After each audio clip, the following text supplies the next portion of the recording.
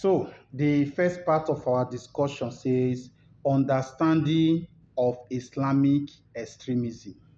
So, to those of us who never really understand what Islamic extremism really mean, this video will help all of us to understand the meaning. So, follow through and pay attention. Abeg, watch to the end so that you will really understand all of this.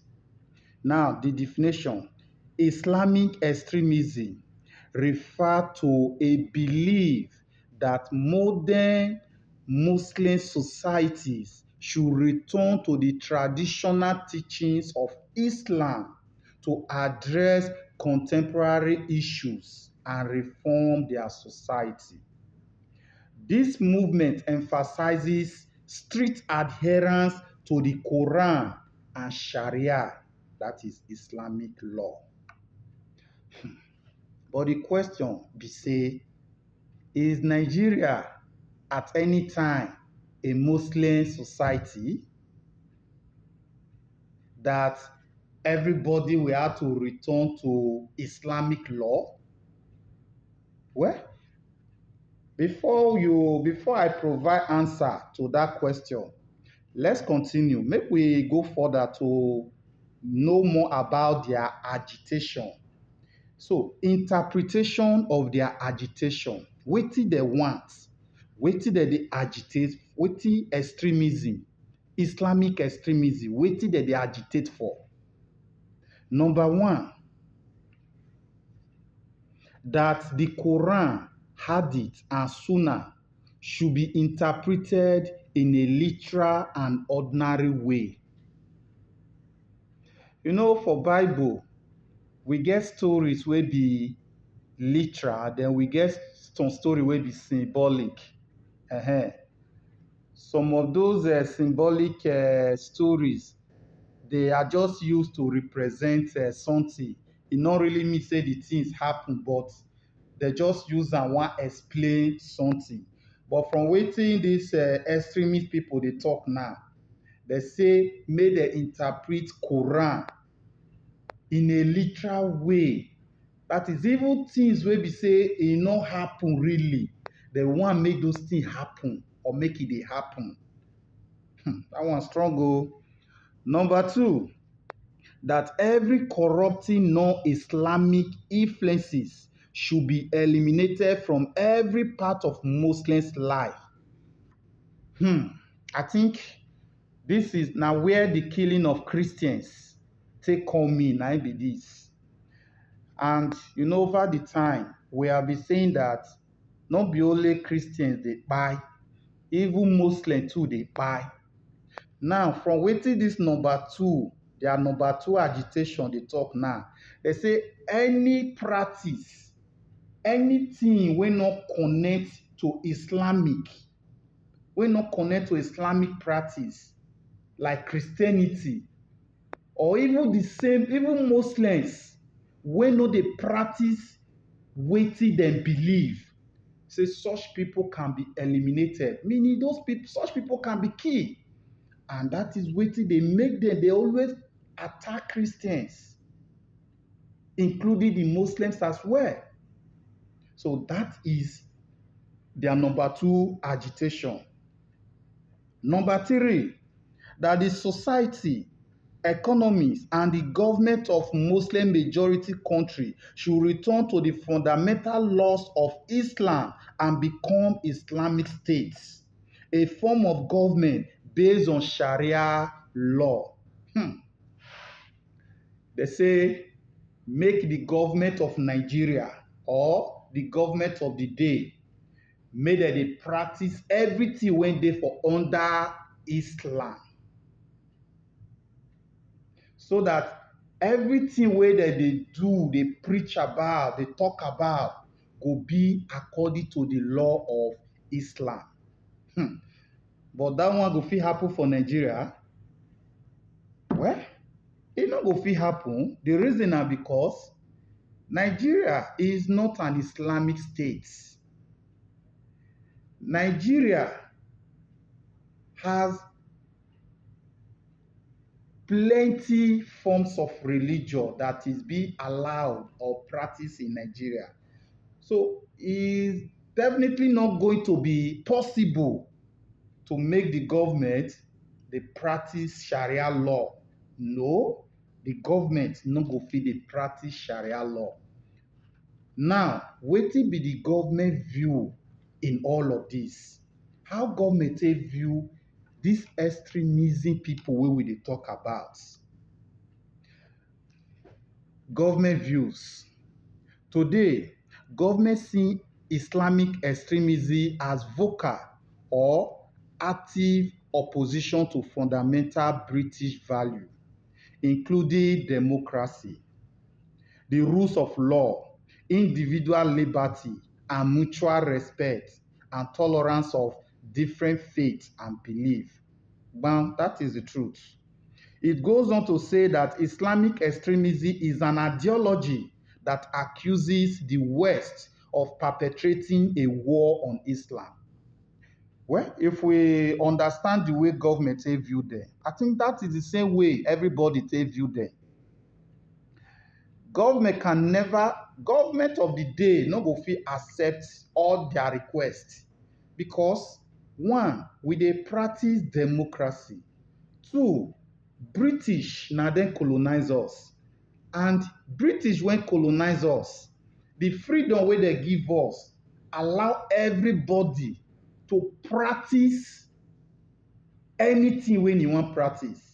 That is why we have freedom of religion, freedom of speech, freedom of expression, freedom of practice to do anything you wan do as long as it's not against the law, as long as it's not against the constitutional law of the state.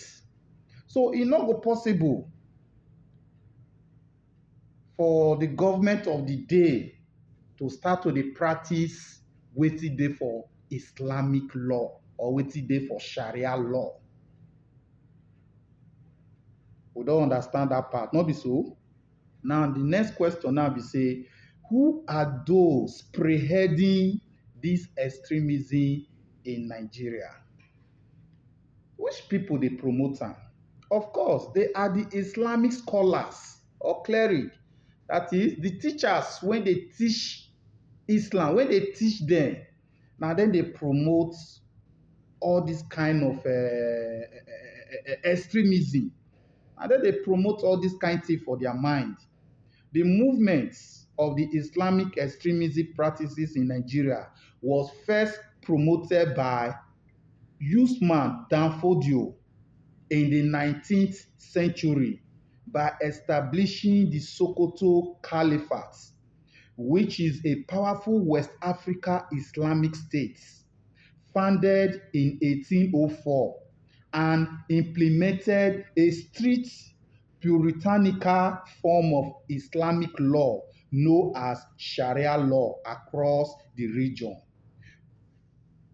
which gave way to the use of force to establish an Islamic law.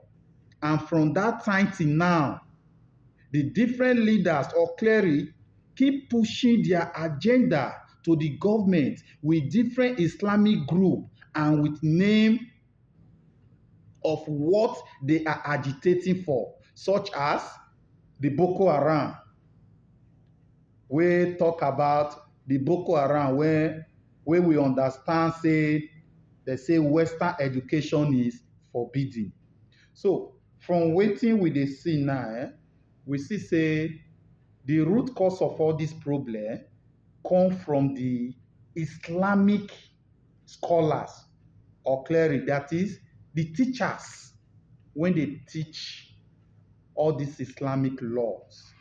So na dem dey bring all these practices, all this extremism practice, na dem dey create am for the minds of some of the Muslims.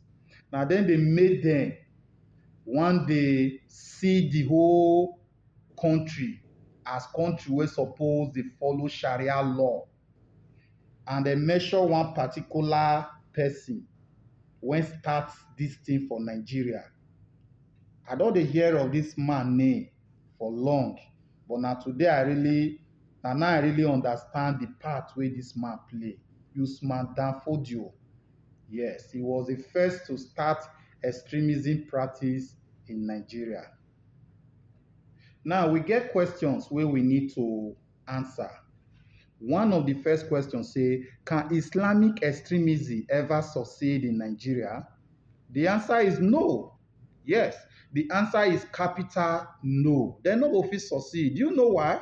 Because Nigeria dey practice the British law, because we are colonized by the British, and the British colonization or the British law is democracy. That is, government for the people, by the people, and to the people. And the British law also give room, which is freedom of worship to everybody. That is, you can choose to worship wherever you want to worship, and you can choose to practice wherever you want to practice. So for that reason, Nigeria can never practice Islamic law and can never be Islamized. Number two, where are the Islamic scholars bringing this extremism ideology from? Yes, in the course of my research, I find out that some of these extremism practice don't they already take place for some other country like Saudi Arabia.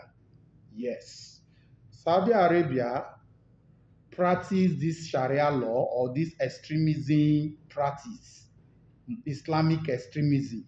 So maybe all these scholars, as they travel out, they come back, they come with different idea wey they borrow from other country wey they travel to. But they forget say no be the same colonization every country gets. The freedom wey Nigeria get is not the same as Saudi Arabia or any other part of the country. Every country get their own freedom and their own law and constitution when they guide them. So these Islamic extremists, they play big role for the problem when they escalate today. Number three, what is the stand of government in the face of extremism in the world and in Nigeria? Well, government stand is very strict and very clear, like we read before, how government view am. Government see them as opposition. Yes, government see them as an opposition. They are opposing democracy.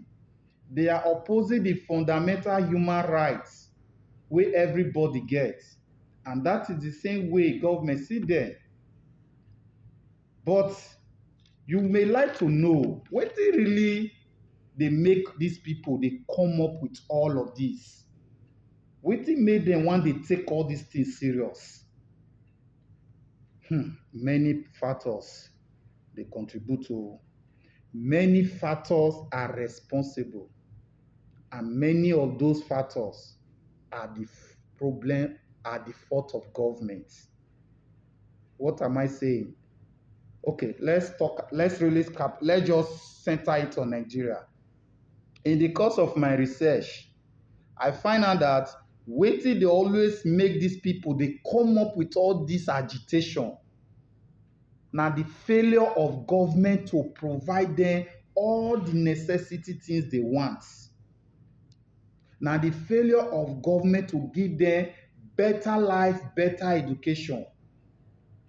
Na the failure of the government to take care of them and to enrich them. So na im dey make all these scholars dey take advantage of all these helpless and poor Muslims.